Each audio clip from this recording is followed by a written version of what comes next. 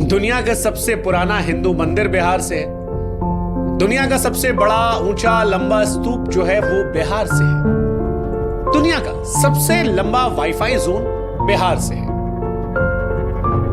दुनिया की सबसे पुरानी हाईवे बिहार में है। भारत के 10 सबसे बड़े ब्रिज में से 4 बिहार में से है। बिहार वो प्रदेश है जो यूपी के बाद सबसे ज्यादा आईएएस अधिकारी देता है। दुनिया के 2 बड़े धर्म जैन और बुद्ध, इनके प्रमुख स्थान बिहार से। जिसने दुनिया को जीरो दिया या जो भारत का प्रथम राष्ट्रपति बना, उन दोनों का जन्म बिहार में। सिखों के 10वें और अंतिम गुरु गुरु गोविंद सिंह जी का जन्म भी बिहार से।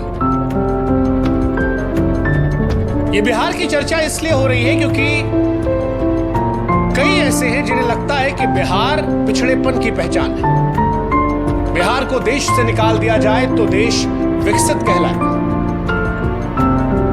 इस देश में इन मैडम के जैसे कई लोग हैं जिन्हें बिहार से घिन आती है, जिन्हें बिहार से शर्म आती है।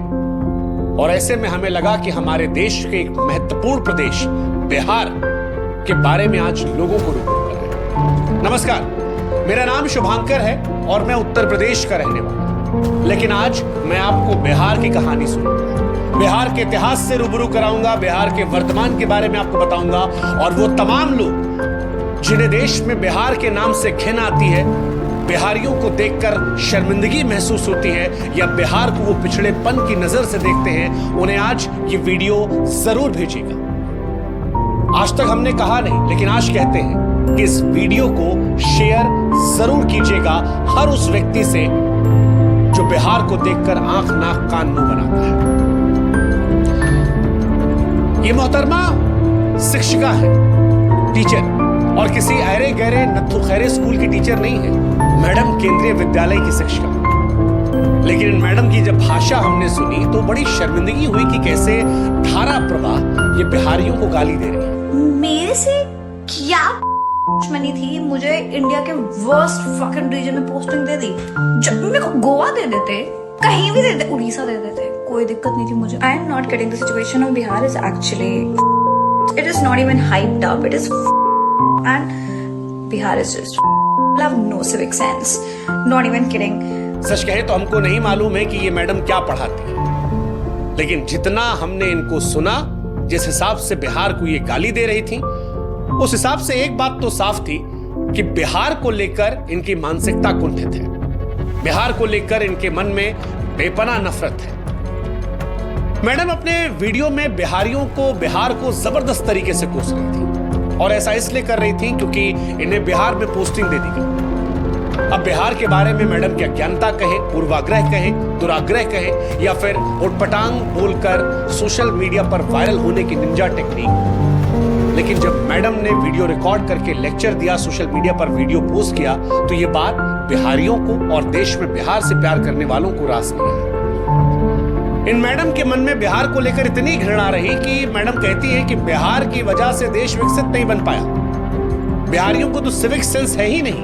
Bihar is just have no civic sense, not even kidding। जिस दिन बिहार को देश से हटा दिया जाएगा, इंडिया ऑटोमेटिक डेवलप्ड कंट्री बन जाएगा। आसान शब्दों में कहें तो मैडम कहना चाहती थी कि देश का सबसे घटिया, सबसे पिछड़ा क्षेत्र बिहार है।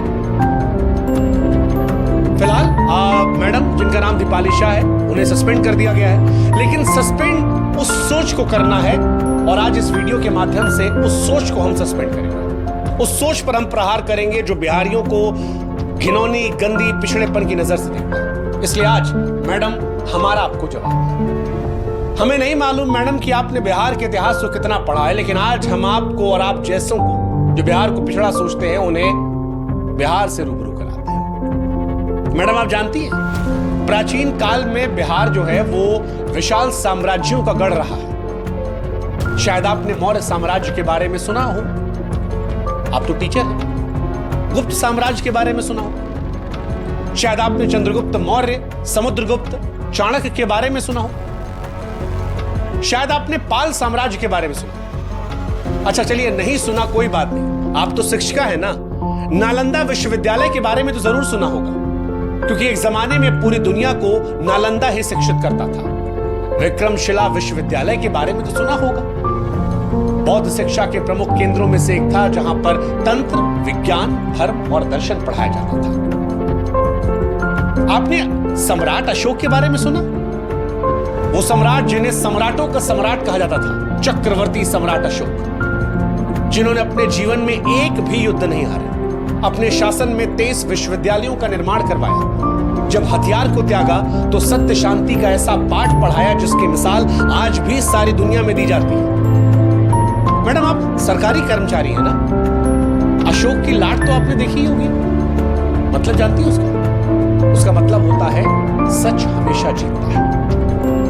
इसकी ताकत इतनी है कि अगर एक साधारण से कागज पर यह लग जाए तो उसका महत्व बढ़ा देती है, क्योंकि यह संवैधानिक पद और संविधान की ताकत को दिखाती है। आपको भी मैडम जो ज्वाइनिंग लेटर मिला होगा ना, उस पर यह लाट जरूर लगी होगी, लेकिन आप कहती हैं कि बिहार बेकार है। अशोक के स्तंभ के बारे में